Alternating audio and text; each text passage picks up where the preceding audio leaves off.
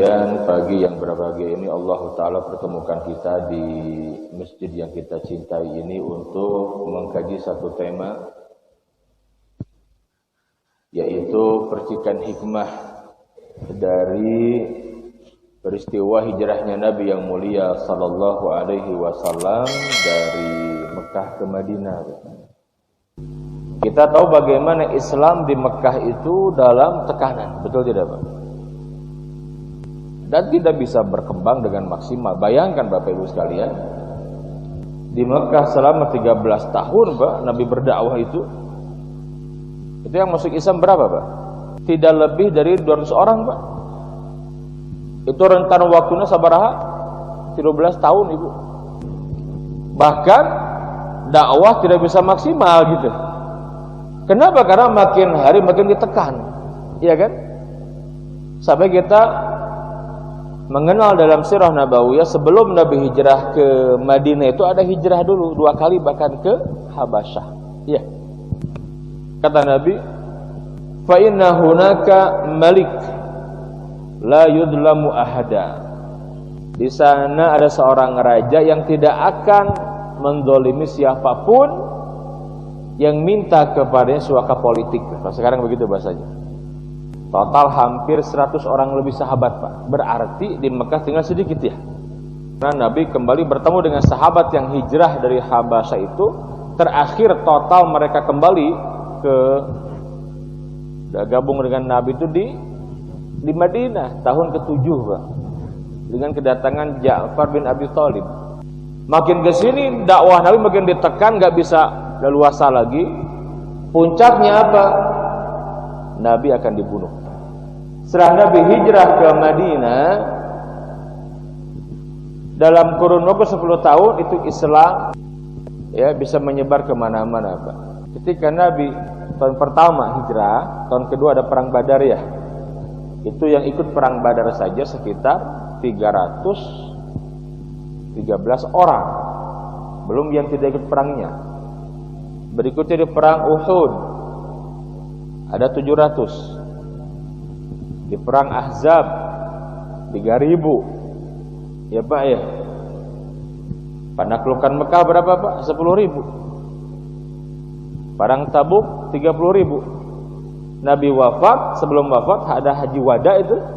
Haji wada, hajatul wada itu berapa muslimin jumlahnya? Hampir 120.000. Lihat jumlahnya Pak. Bahkan Nabi wafat, satu jazirah Arab masuk Islam. Saya mau tanya Pak, kira-kira hijrah itu peristiwa biasa apa peristiwa monumental? Halo? Peristiwa biasa Pak? Atau peristiwa monumental Pak? Ya pasti. Makanya jangan heran kalau di masa Sayyidina Umar bin Khattab beliau menetapkan gitu kan? Menetapkan peristiwa hijrah ini sebagai awal tahun bagi umat Islam. Karena dulu umat Islam tidak punya kalender. Enggak punya kalender, Pak. Ngikutnya apa? Kepada kalender perhitungan sebelum Islam datang di masa jahiliyah. Nah, orang jahiliyah itu dulu enggak punya tahun 1, enggak punya. Jadi cara mengingatnya dengan peristiwa besar yang terjadi di tahun itu gitu. Kalau bulan sudah ada, 12 itu sudah ada. Mereka mengenal bulan Muharram, mengenal Pak. Safar itu ya. Itu berdasarkan musim dan ibadah gitu. Mereka begitu dulu. Cuman tahun sebelumnya nggak punya mereka. Maka dulu ketika Nabi datang membawa Islam, cara menghitungnya bagaimana Pak? Cara menghitungnya itu gampang. Tahun kedua setelah kenabian. Nah begitu. Tahun ketiga setelah kenabian. Untuk mengingat kapan Nabi lahir, ada peristiwa besar. Peristiwa apa? Pasukan bergajah kan gitu ya, menyerang Ka'bah. Maka dikenal dengan Amul Fil, kan dekat sekali tahun bersamaan. 40 hari. Sebagian menyampaikan 50 hari setelah peristiwa penyerangan Ka'bah itu Nabi lahir. Dikenal Amul Fil, tahun gajah. Begitu. Nabi datang, Nabi hadir juga belum punya kalender Pak. Sampai Nabi wafat Iya, maka kita kenal peristiwa besar ketika Nabi yang mulia ditinggal mati oleh orang-orang tercintanya gitu ya. Seperti Khadijah binti Khuwailid, kemudian meninggalnya paman beliau Abu Thalib, dakwah ke Thaif dilempari batu. Nabi sedih tidak? Sedih. Sangat sedih Nabi itu. Ya, cek orang hampir putus asa gitu lah. Dakwah kamana kamar ditolak, yang melindungi juga meninggal dunia kan, sedih sekali Nabi. Maka tahun itu dikenal dengan tahun apa? Tahun kesedihan. Nah begitu Pak. Nabi wafat dilanjutkan oleh Sayyidina Abu Bakar. Sama belum punya kalender.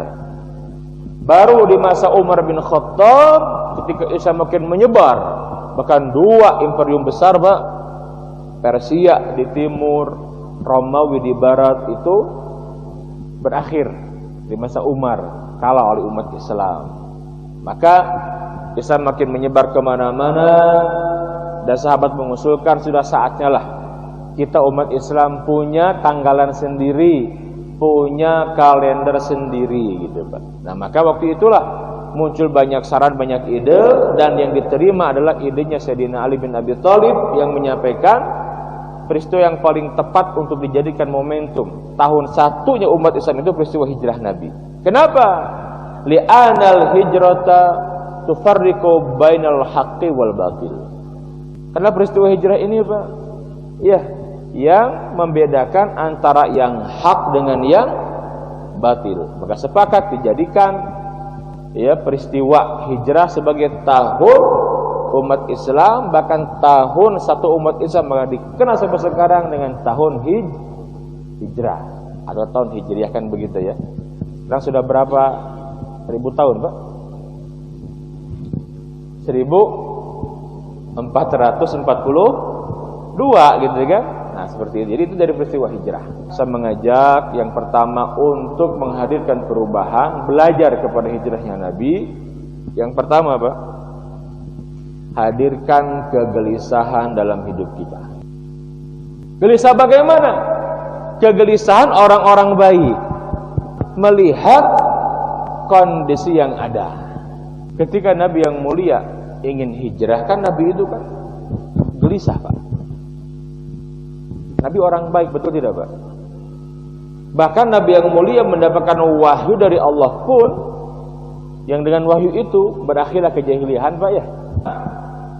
Nabi yang mulia itu orang baik Pak. Karena Nabi orang baik, maka Nabi gelisah melihat kondisi masyarakat yang tidak baik. Kalau diibaratkan Pak, sehingga orang melak pare Pak, nanam padi Pak, jadi nggak akan pernah panen kalau hanya diberikan pupuk tapi tidak dibasmi hamanya, betul tidak? Nah jadi amar ma'ruf itu kita memberikan pupuk, tumbuh Pak. Tapi untuk menghasilkan panen yang baik, basmi juga dong orangnya gitu ya. Apa tuh?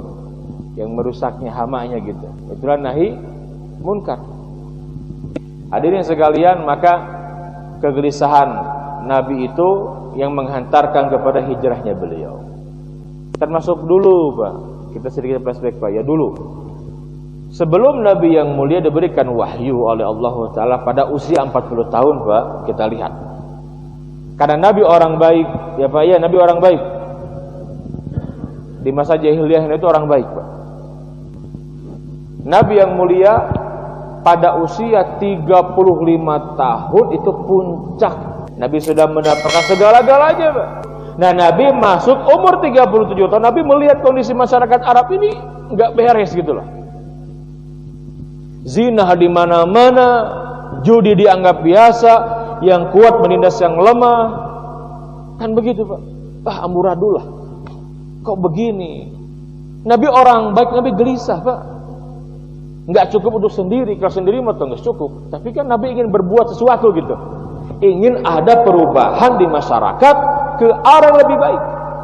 Tapi Nabi bingung bagaimana caranya. Dan ketika itu Nabi sedang mendekatkan diri kepada Allah, maka Allah Jalla wa'ala memerintahkan malaikat Jibril menurunkan wahyu. Ya kan? Iqra bismi rabbikal ladzi khalaq dan seterusnya. Turunlah Quran, dengan turun Quran maka selama 23 tahun berdakwah selesai itu kejahilian di tanah Arab dan berikutnya nanti bahkan di dunia di masa para sahabat. Betul tidak, Pak? Beres, Pak. Nah, sama ketika Nabi berjuang di Mekah, ketika ditekan susah dakwah itu, Pak, gelisah Nabi. Ternyata kegelisahan orang baik akan menghadirkan perubahan. Ya, Pak, ya. Nah, saya mau tanya, Pak. Yang pertama, lihat diri kita deh, Pak. Sekarang ya, sebelum kita keluar, kira-kira diri kita, Pak, sudah benar menjalani kehidupan ini, betul tidak, Pak?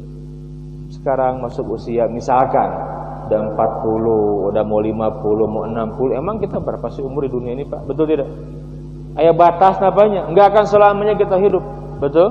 Enggak selamanya. Bahkan Nabi yang mulia menyebutkan a'maru ummati ma baina sittin ila sab'in wa aqalluhum man yajuzu dzalik. Kisaran umur umatku hanya antara 60 hingga 70 tahun dan sedikit yang lebih dari 70 tahun. Bukan tidak ada, Pak. Ada tapi tidak banyak. Saya mau tanya, Nabi kita, Nabi yang mulia itu berapa usianya, Pak? 63. Ya. Bahkan para ulama besar yang terkenal itu enggak nyampe 60 tahun, Pak. Contoh, mohon maaf. Sering kita baca kitab Imam Nawawi, hadis Arba'in, atau kitab Riyadhus Shalihin. Saya mau tanya, berapa umur Imam Nawawi? 44 tahun, Pak. Masih muda ya? Masih muda, Pak. Tapi karyanya itu sampai sekarang kan, Masya Allah, sudah ratusan tahun. Imam Ghazali, berapa umurnya, Pak, Imam Ghazali? 55 tahun. Imam Syafi'i, berapa umurnya? Terkenal apa ya? Bahkan kita bermadhab Syafi'i, berapa usianya? 54 tahun, Pak. Terkenal khalifah yang saleh, Amirul Mukminin, namanya Umar bin Abdul Aziz. Terkenal ya? Berapa umurnya? 40 tahun kurang. Tanya, kira-kira kalau besok lusa kita mati sudah siap belum? Mempertanggungjawabkan semua yang kita kerjakan di hadapan Allah. Nah, biasanya kalau kita gelisah, aduh ya Allah, amal soleh kurang, dosa numpuk gitu, Pak, ya umur karena 60 misalkan, kumaha. Kegelisahan kan? Ayo. Kalau muncul kegelisahan berarti iman kita sudah benar. Mungkin lebih jauhnya lihat keluarga. Ya Allah, amanah budak muslimah misalkan, Pak, ya. Nuka hiji hese diajak salat teh. Di bangkus gede. Nuka dua muslimah perempuan enggak mau tutup aurat padahal geus dewasa. Kumaha, Pak, ya? Misalkan nuka tilu boro-boro pagawean lagi ulin gitu kan. Salat tara, ngaji Quran teu bisa, kumaha teh, Pak? Misalkan gitu ya. Aduh. Ketika kita gelisah, Pak, itu awal kebaikan. Asal kegelisahan kita disertai dengan tindakan langsung. Bismillah, action gitulah. Kan Nabi begitu, itulah hijrah, Pak. Nabi gelisah, kemudian dari gelisah itu maka muncul tekad yang kuat. Sekarang, mari bertekad. Bismillahirrahmanirrahim. Allah. Karena kalimat Qur'annya, fa iza azamta fatawakkal 'ala Allah. Bismillah. Nah gitu, Pak. Sing kuat tekadnya. Nabi kan begitu. Maka nanti kita tahu kegelisahan Nabi di Mekah itu menghantarkan kepada pertolongan Allah berupa apa? Berupa datangnya orang-orang Madinah. Nu pertama berapa orang, Pak? 6 orang. Datang lagi menjadi 12. Datang lagi menjadi 70 orang. Nah, ketika 70 orang itu, Pak, tahun 13 setelah kenabian, di Bukit Aqobah dikenal dengan Bai'atul Aqobah, dan di sanalah cikal bakal hijrah. Apa pelajarannya, Pak? Kalau Bapak sudah tekadnya kuat, Pak, ingin ada perubahan, tawakal kepada Allah. Tekad yang kuat itu pasti Allah beri jalan, gitu loh. Nabi kan seperti itu. Kemudian setelahnya tekad yang kuat, Pak, maka luruskan niat. Nah, penting ya. Luruskan niat. Kita kenal bagaimana hadis tentang niat itu kan asbab ururnya itu apa? Hijrah, betul tidak? Nabi bersabda, "Innamal a'malu binniyat." Sesungguhnya ya, suatu amal itu tergantung niat. Kumaha niat? Walikul imri'in ma nawa. Setiap orang, Pak, akan mendapatkan apa yang dia niatkan.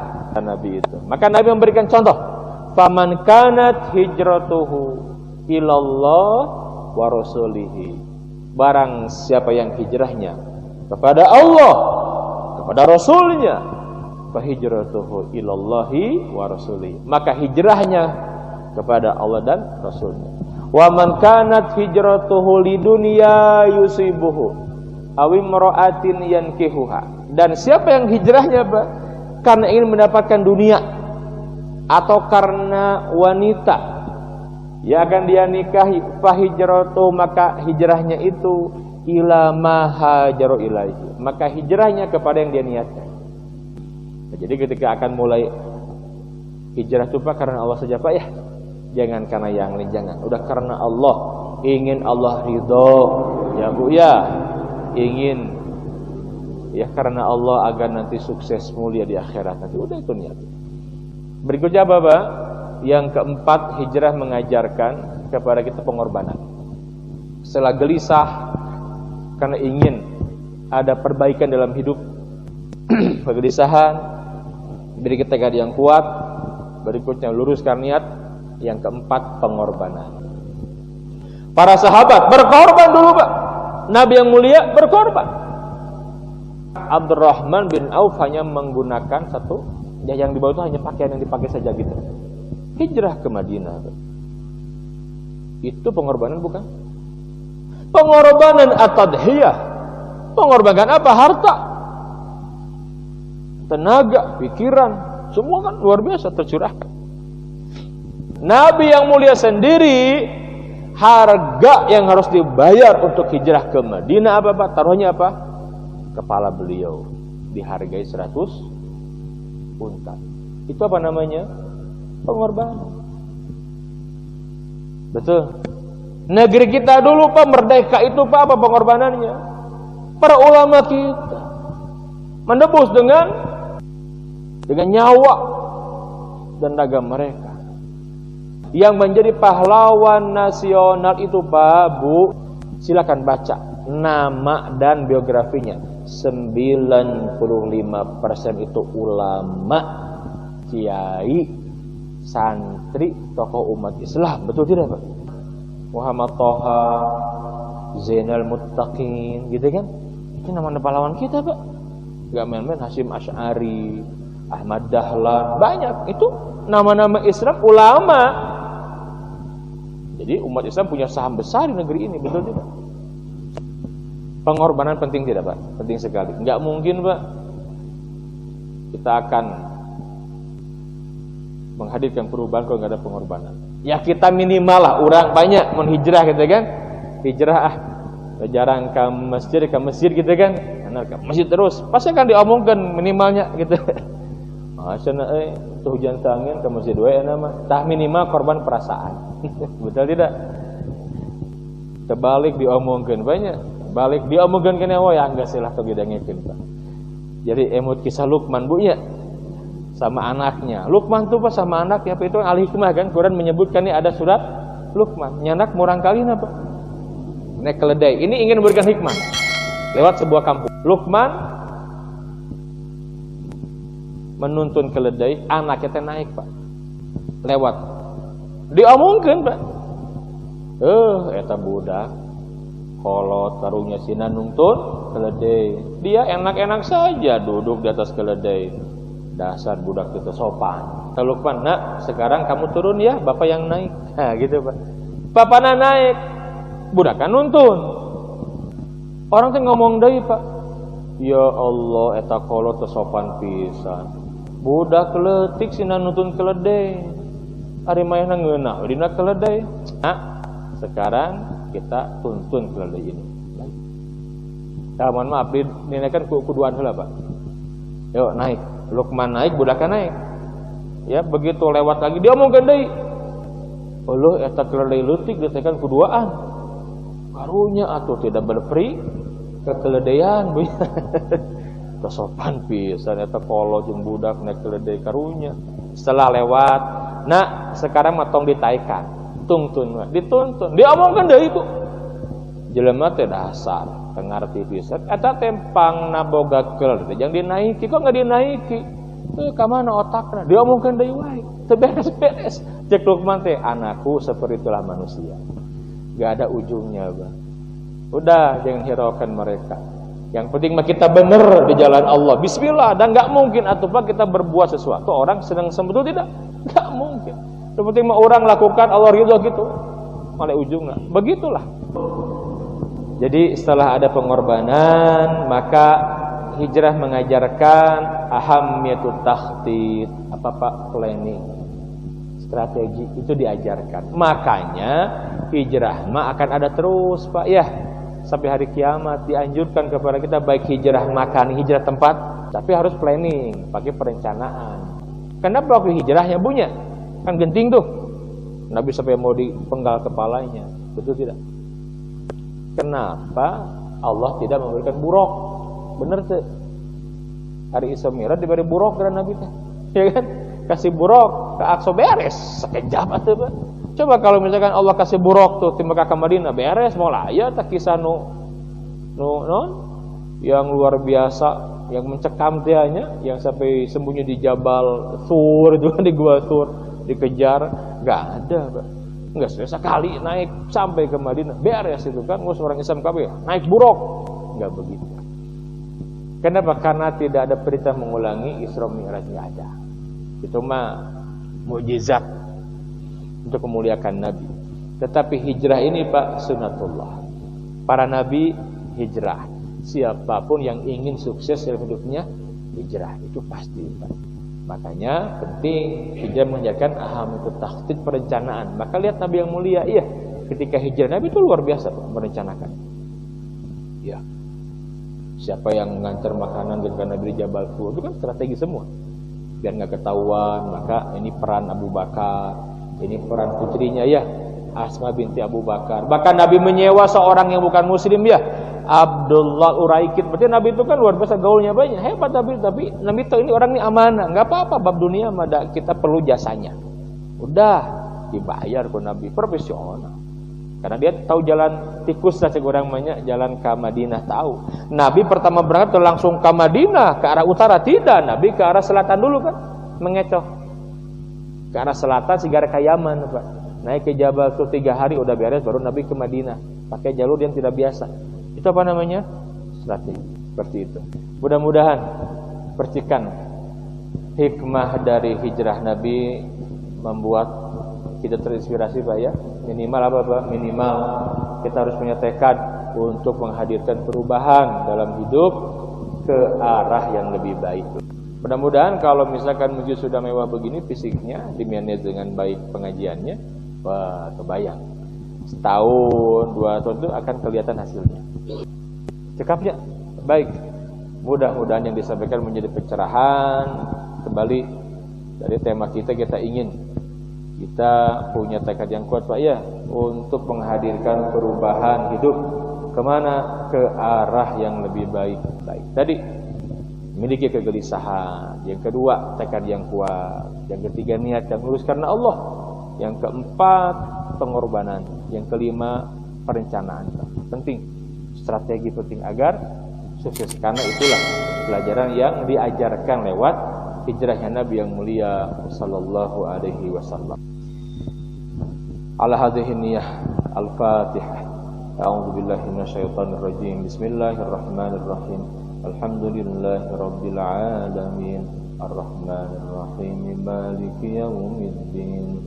Iyyaka na'budu wa iyyaka nasta'in. Ihdinas siratal mustaqim.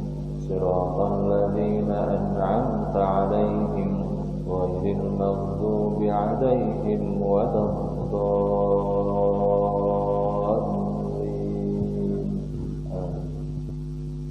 Allahumma salli wa sallim wa zid wa barik wa an'im ala hadan nabiyil karim imamil muttaqin wa qaidil mujahidin sayyidina Muhammadin wa ala alihi wa sahbihi ajma'in. Alhamdulillah rabbil alamin hamdan yuwafi ni'amahu yukafi'u mazidah ya rabbana lakal hamdu kama yanbaghi li jalali wajhikal karim wa 'azimi sultanik. Allahumma ja'al ijtima'ana hadza ijtima'an marhuman wa tafarruqana min ba'dihi tafarruqan ma'suman. Rabbana zalamna anfusana wa illam taghfir lana wa tarhamna lanakunanna minal khasirin. Rabbana hab lana min azwajina wa dhurriyyatina qurrata a'yun waj'alna lil muttaqina imama. Rabbana la tuzigh qulubana ba'da idh hadaitana wa hab lana min ladunka rahmah innaka antal wahhab. Allahumma inna nas'aluka husnal khatimah wa na'udzubika min su'il khatimah. Allahumma inna nas'aluka taubatan nasuha wa taubatan qabla al-maut wa rahmatan 'inda al-maut wa maghfiratan ba'da al-maut. Allahumma hawin alaina fi sakaratil maut wan najata minan nar wal afwa 'inda al-hisab. Rabbana taqabbal minna innaka antas samiul alim wa tub alaina innaka antat tawwabur rahim. Rabbana atina fid dunya hasanah wa fil akhirati hasanatan wa qina adzabannar wa qina adzabannar wa qina adzabannar wa adkhilna jannata ma'al abrar ya aziz ya ghaffar ya rabbal alamin. Subhana rabbika rabbil izzati amma yasifun wa salamun alal mursalin walhamdulillahi rabbil alamin. Atur nuhun. Assalamualaikum warahmatullahi